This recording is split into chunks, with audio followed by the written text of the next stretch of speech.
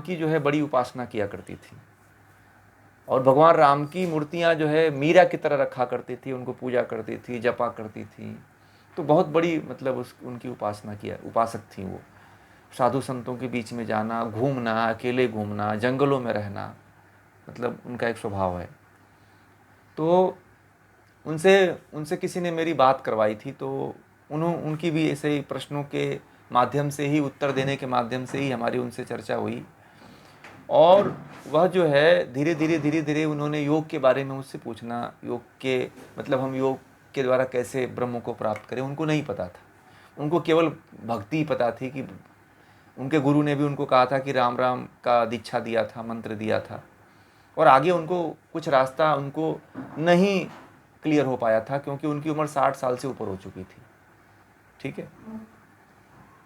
तो उनको उनके साथ ऐसी घटना घटित हुई कि जब हमने योग के बारे में, इन शास्त्रों के बारे में जब उनको बताया, कुछ वीडियो हमारे थे, उनको जब मैंने ये सब सुनाया तो दिया, तो उनको बड़ा अद्भुत लगा। बोले कि ये तो एकदम नई चीज़ आपने बताया मुझे।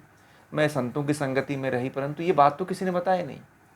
जो ब्रह्म की बात मैंने बताई थी उनको कि आप जब तक ब्रह्म के तरफ नहीं आओगे, उस ईश्वर के तरफ नहीं आओगे, तब तक आपका लक्ष्य नहीं पूरा होगा। आप तो वहाँ पे टिके हुए हो जहाँ पे टिक करके कहीं नहीं पहुँच सकते हो। आप मानते हो, ठीक है, परंतु जब उनको ये ब्रह्म की बात आई, योग की बात आई, जब उपासना करने लगे, साधना करने लगे, तो वो मुझे खुद एक दिन फ़ोन करके बोले कि 2-4 साल 2 साल हो 1.5 साल हो गया, 1.5 साल हो गया। वो बोले कि अब मुझे मूर्ति की ज़रूरत नहीं पड़ती है, मूर्ति छूट गई मेरी।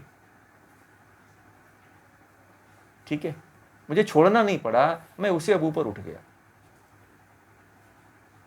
ठीक है।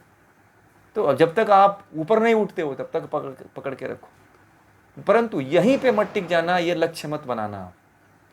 ठीक है। और बड़े बड़े उच्च कोटि की मतलब उच्चता की तरफ जा रही हैं, और अपने गुरु के पास भी गई थी, परंतु गुरु भी उनके उतने, जहाँ पे उनको जो मंत्र की दीक्षा दिए थे, तो वो मुझसे एक दिन कहने लगी, गुरु से मैंने इसके बारे में, ब्रह्म ज्ञान के बारे में बात किया था, परंतु वो ब्रह्म ज्ञान के बारे में हमें नहीं बता पाए। वो बोले कि अरे कहाँ तू फंस गई इस ब्रह्म के ज्ञान में, ये इस ज्ञान में, तू जो है कृष्ण की, राम की भक्ति किया कर, सब यही हो जाएगा, तेरा कल्याण हो जाएगा। परंतु बोली कि मैं जीवन में 60 वर्ष बीत गया मुझे, मैं इसी के चक्कर में, मैंने शादी नहीं किया और मुझे कुछ मिला नहीं, परंतु इससे जो मिल रहा है मैं इसको अनुभूत कर रहा हूँ। ठीक है। तो लोग चाहते हैं मुक्त होना, परंतु उनको सही दिशा नहीं मिल रही है, सही ज्ञान नहीं मिल रहा है, सही राह पे नहीं चलने का कोई मार्ग नहीं दिखा रहा है। लोग एक ही दिशा में फंसे हुए हैं कि बस मैं जो है इस मूर्ति की उपासना कर लूँगा, इस देवी देवता का पूजा कर लूँगा, अपने घर में एक कोई अपने कुल खानदान के देवी का पूजा कर लूँगा तो मेरी मुक्ति हो जाएगी, मैं जो है मुक्त हो जाऊँगा। तो ये सब जो है बातें निराधार हो जाती हैं जब ब्रह्म आ जाता है तो, क्योंकि सारी शक्तियों का समन्वय जो है, सारी शक्तियों का संचालन ब्रह्म ही कर रहा है। जब आप लोग उपनिषद पढ़ोगे ना, तब पता चलेगा कि ब्रह्म क्या है। इसलिए उपनिषद पढ़ना बहुत जरूरी है। जीवन में एक ध्येय होना चाहिए कि यदि जीवन में उपनिषद नहीं पढ़े तो बहुत कुछ खो दिया आपने।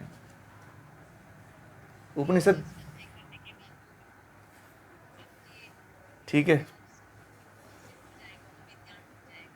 तो इसलिए जो उसमें बहुत कुछ आप लोगों को जानने को मिलेगा कि ब्रह्म क्या है। फिर जो ब्रह्म की बातें करते हैं तो ब्रह्म समझ में आएगा, फिर आप ब्रह्म के प्रति ललायित हो जाओगे, ब्रह्म को प्राप्त करने की कोशिश करोगे। ठीक है। तो ये सारी बातें हैं। अगर मेरी बातों का आप लोगों को कोई किसी के ठेस पहुंचा हो तो उसका कोई अन्यथा न ले। ठीक है। क्योंकि बहुत लोग श्रद्धा रखते हैं अपने ईश्वर के प्रति, अपने देवी देवता के प्रति। तो मैं किसी की देवी देवता के प्रति, किसी भगवान के प्रति मतलब ठेस नहीं पहुंचाना चाहता हूं। मैं ये चाहता हूं कि आप लोग उस ब्रह्म से जुड़ो जिस ब्रह्म ने आपके भी भगवान को बनाया है। ठीक है। ठीक है। तो बस मेरा आपसे यही कहना है क्योंकि आपके देवी देवता, आपके भगवान से हमें कोई विरोध नहीं है, उनको भी लेके चलो, परंतु मुख्य किसको रखो? ब्रह्म को रखो। ठीक है।